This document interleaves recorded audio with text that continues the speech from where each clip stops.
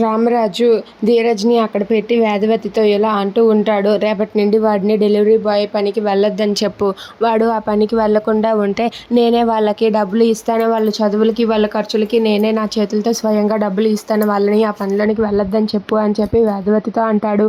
అది విని ధీరజ్ అయితే చాలా సీరియస్గా చూస్తూ ఉంటాడు. ఇక అక్కడ ఉన్న వేదవతి అయితే అబ్బబ్బా ఎంత మంచి నిర్ణయం తీసుకున్నారండి, ఎన్నాళ్ళకి మీరు అర్థం చేసుకున్నారండి. రే ధీరజ్, నువ్వు సరే అని చెప్పరా, మీ నాన్న అన్న మాటకు ఒప్పుకోరా అని చెప్పి అంటూ ఉంటుంది. దాంతో ధీరజ్ మౌనంగా ఉంటాడు. ఇక అక్కడ ఉన్న రామరాజు ఇలా అంటూ ఉంటాడు. రేపటి నుండి ఆ డెలివరీ బాయ్ పని మానేసి నాతో పాటు రైస్ మిల్క్ వచ్చి ఆ పెద్దోడిలాగానే అందులో సాయం చేయమని చెప్పండి. పెద్దోడిలాగా సాయం చేస్తే ఏదో ఒక పని చేస్తూ ఉంటే తనకి కూడా బాధ్యత అనేది తెలుస్తుంది.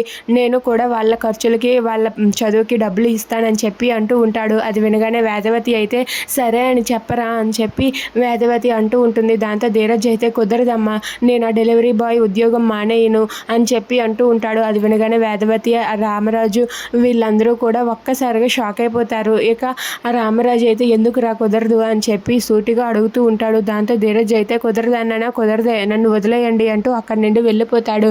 వెళ్ళిపోతూ ఉంటే రామరాజు ధీరజ్ని పట్టుకొని ఆగురా, నాకు ముక్కు సూటిగా సమాధానం చెప్తేనే, లేదంటే ఇలా ముఖం చాటేయడం నాకు నచ్చదు, చెప్పు ఎందుకు కుదరదు అని చెప్పి అడుగుతూ ఉంటాడు. దాంతో అక్కడ ఉన్న ధీరజ్ అయితే ఇలా అంటూ ఉంటాడు. నాకు మీ మీద ఆధారపడడం ఇష్టం లేదు నాన్న, నాకు ఇండివిజువల్గా ఎలా బ్రతకాలో తెలుసు, మీరు చెప్పింది ఏమి నేను చేయని అవసరం లేదు అని చెప్పి ధీరజ్ అందరి ముందు గట్టిగా అనేస్తాడు. అలా అనేసరికి రామరాజు ఒక్కసారిగా ధీరజ్ చెంప పగలగొడతాడు. ధీరజ్ చెంప పగలగొట్టి ఏం మాట్లాడుతున్నావురా నువ్వు, నా అవసరం నీకు లేదా, నాతో కలిసి బ్రతకడం నీకు అనవసరమా అంటూ ధీరజ్ చెంప పగలగొట్టి ధీరజ్కు వార్నింగ్ ఇస్తాడు.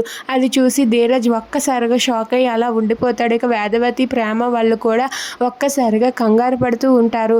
ఇక అక్కడ ఉన్న రామరాజు అయితే చాలా సీరియస్గా ధీరజ్తో మాట్లాడుతూ ఉంటాడు.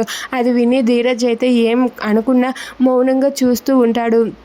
అయినా మీ దగ్గర నేను పనిచేయను నాన్నగారు, నాకు అవసరం లేదు, నా బ్రతుకు నేను బ్రతుకుతాను, మీ డబ్బులు నాకు అవసరం లేదు అని చెప్పి ధీరజ్ వాళ్ళ నాన్నతో గట్టిగా అంటాడు. అది వినగానే రామరాజు షాక్ అవుతాడు. Please subscribe our channel.